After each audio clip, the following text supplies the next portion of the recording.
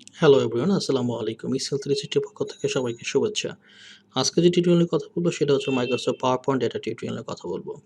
কথা বলার প্রসঙ্গ হচ্ছে কিভাবে ডিলিট করতে হয়, একটা স্লাইডকে কিভাবে অর্গানাইজ করতে হয় এবং কিভাবে সেকশন বা হচ্ছে গিয়ে কি সেকশন এড করতে হয় বা হচ্ছে আপনি কিভাবে সেগমেন্ট রেডি করে হচ্ছে আপনি সেগমেন্ট ওয়াইজ আপনি আপনার প্রেজেন্টেশনটা দিতে পারেন। সেই জিনিসটা নিয়ে কথা বলব। তো চলুন কিভাবে ডিলিট করতে হয় বা কিভাবে অর্গানাইজ করতে হয় সেই জিনিসগুলো আমরা একটু দেখি। ডিলিট করার ব্যাপারটা তো খুবই ইজি। এখানে আমি যদি ক্লিক করার পর মাউস থেকে হচ্ছে গিয়ে এখানে ক্লিক করি ডিলিট, তাহলে ডিলিট হয়ে যাবে। অথবা এখানে সিলেক্ট করার পর যদি আমি আমার কার্সর থেকে আমার কিবোর্ড থেকে ডিলিট বাটন ব্যাক স্পেস করি, স্পে ইয়া চাপ দেই, তাহলে হচ্ছে ডিলিট হয়ে যাবে। এটা নিয়ে কোনো ব্যাপার না। বাট আপনি যদি চান একটু অর্গানাইজ করতে, এটাকে ধরে আপনি চাচ্ছেন এই স্লাইডটা হচ্ছে এটার পরে আসুক, তাহলে আপনি এটা ধরে এখানে দিলেন। বা আপনি চাচ্ছেন এগুলো সবার উপরে আসুক, এই কয়েকটারই উপরে আসুক। আপনি এভাবে ধরে, ধরে হচ্ছে গিয়ে কি করতে পারেন, অথবা এখানে এসেও আপনি করতে পারেন। এখানে এসে আপনি হচ্ছে ইচ্ছামতো আপনি আপনার মতো করে সাজানো করতে পারেন। এখানে এসে আপনি হচ্ছে গিয়ে কি আবার দেখতে পারেন যে আপনার সাজানো বা অর্গানাইজেশনটা ঠিক আছে কিনা। এটা গেল হচ্ছে গিয়ে কি আপনার ডিলিট বা অর্গানাইজ করা। আপনি সেকশন কিভাবে এড করবেন? সেভাবে হচ্ছে গিয়ে কি ধরেন আপনি পুরো প্রেজেন্টেশনটাকে আপনি ২ টা ভাগে ভাগ করতে চাচ্ছেন। ধরেন আপনার এখানে যে স্লাইডগুলো আছে, এখানে ১৫২ টা স্লাইড আছে। এর মধ্যে আমি আছি হচ্ছে ১৪ নাম্বার বা ১৪ নাম্বার স্লাইডে।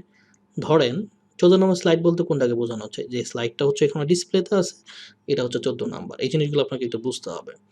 তাহলে চলুন, এখানে একটা স্লাইড অলরেডি আগের থেকে এড করা আছে। সেটা আমরা একটু রিমুভ করে দিচ্ছি। এখন দেখেন, আমরা যদি এখানে একটা স্লাইড দিতে চাই, করতে চাই, সেকশন এড করতে চাই, তাহলে আমরা কিভাবে করব? Add section. এখানে আমরা একটা নাম দিলাম, ধরেন হচ্ছে ইন্ট্রো স্লাইড। আমরা একটু রিনেম করে নিব। আচ্ছা, তাহলে আমাদের একটা স্লাইড হয়ে গেল। ধরেন হচ্ছে গিয়ে কি ১০ পর্যন্ত ছিল ইন্ট্রোডাকশন। এটা কথার কথা আমি বলছি, যেটা আপনাদের শিখানোর জন্য। এই স্লাইড থেকে হচ্ছে গিয়ে কি আপনার, হ্যাঁ? ধরেন হচ্ছে গিয়ে কি আপনি বিস্তারিত আরো এক্সপান্ডেশন বা এক্সপ্লেনেশন দিচ্ছেন, বা হচ্ছে আপনি এজেন্ডাগুলো আস্তে, আস্তে বলছেন। তাহলে এটা থেকে আপনি আরেকটা সেকশন এড করতে যাচ্ছেন। তাহলে এখানে আপনি ক্লিক করেন এড সেকশন। এটার নাম হচ্ছে দিলাম হচ্ছে এজেন্ডা। তাহলে রিনেম করলাম আমরা।